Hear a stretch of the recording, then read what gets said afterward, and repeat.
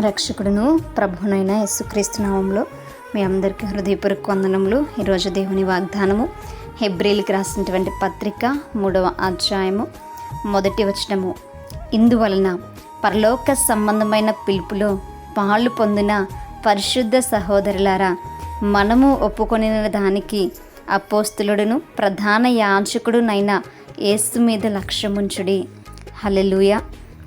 మరి మనము ఎందు నిమిత్తం పిలువబడి ఉన్నాము అనంటే పరలోక సంబంధమైనటువంటి పిలుపు నిమిత్తమై మనము పిలువబడి ఉన్నాం. అనగా పరలోక రాజ్యంలో పాలు పంపులు పొందడానికి దేవుడు మనల్ని ఏర్పరచుకుని ఉన్నాడు. ఆయన మనల్ని పిలిచి ఉన్నాడు అనేటువంటి సత్యము మనం గ్రహించాలి.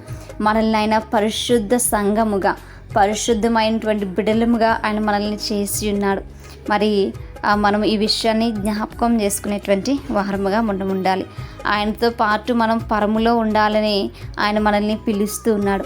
ఆయనతో పాటు మనం రాజ్యము చేయాలని ఆయన మనల్ని పిలుస్తున్నాడు. ఆయన పట్టణాన్ని, ఆయన నివసిస్తున్నటువంటి ఆ యొక్క పరలోక రాజ్యంలో మనము వారసులుగా ఉండాలని ఆయన మనల్ని ఎన్నుకుని ఉన్నాడు. అంతేకాని మనం ఈ లోకంలో జీవించాలని దేవుడు మనల్ని పిలవలేదు. మనకి పరలోక రాజ్యానికి మనకి పిలుపు వచ్చింది. ఆ పిలుపు ఎవరి ద్వారా వచ్చింది అని అంటే మరి అపోస్తలుడును ప్రధాన యాజకుడైన యేసుక్రీస్తు ద్వారా మనకు పిలుపు వచ్చింది. ఆయన మార్గమై ఉండి మనల్ని పరలోక రాజ్యానికి చేరుస్తూ ఉన్నాడు. చేర్చడానికి ఆయన ఈ లోకానికి పంపబడి ఉన్నాడు అనేటువంటి సత్యాన్ని మనం గ్రహించాలి. అపోస్తలుడు అనగా ఆయన రాయబారిగా ఈ లోకానికి వచ్చారు.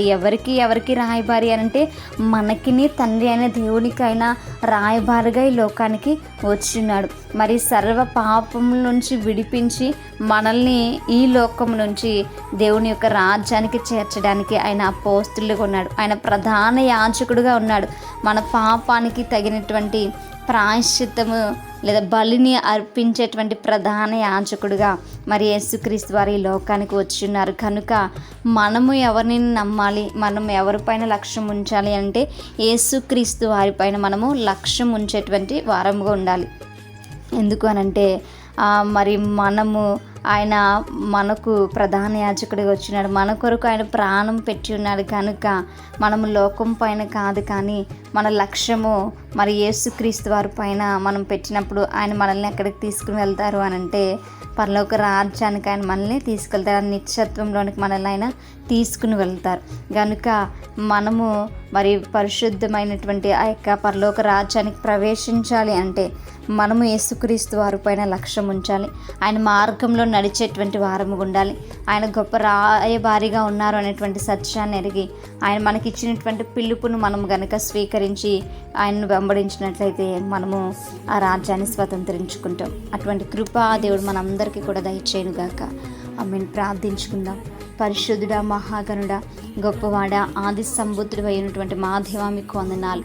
యేసయ్యా, మీరు లోకమునకు నాయన గొప్ప రాయవారిగా పరలోక రాజ్యాన్ని పరిచయం చేసేటువంటి వారుగా, మా పాపములు తొలగించి మా కొరకు బలి అర్పించినటువంటి వారుగా, ప్రభా తిరిగి మమ్మల్ని నీ రాజ్యంను చేర్చుకునేటువంటి వారుగా నా తండ్రి నాయన ఉన్నారు. కనుక మీకు వందనాలు చెల్లించుకుంటున్నాం. అయ్యా నా తండ్రి, మీరు చెప్పిన ప్రతి మార్చును వినేటువంటి బిడ్డలముగా నీ వాక్యమును గాయకునేటువంటి వారు ఉండటుకుని సహాయం దయచేయమని, మా యొక్క ఆశా లోకం వైపు కాదు కానీ మా లక్ష్యము మీరై ఉండి నాయన మీ రాజ్యంను స్వతంత్రించుకునే బిడ్డలుగా ఉండటుకుని సహాయం దయచేయమని ప్రార్థన దయచేసి మీ పాద సన్నిధి చేర్చుకోమని యేసయ్యా పరిశుద్ధ నామములో అతి మిక్కిలి వినయముగా బ్రతిమలాడి వేడుకుని పొందించున్నాం మా ప్రియ పరలోకపు మా కన్న తండ్రి.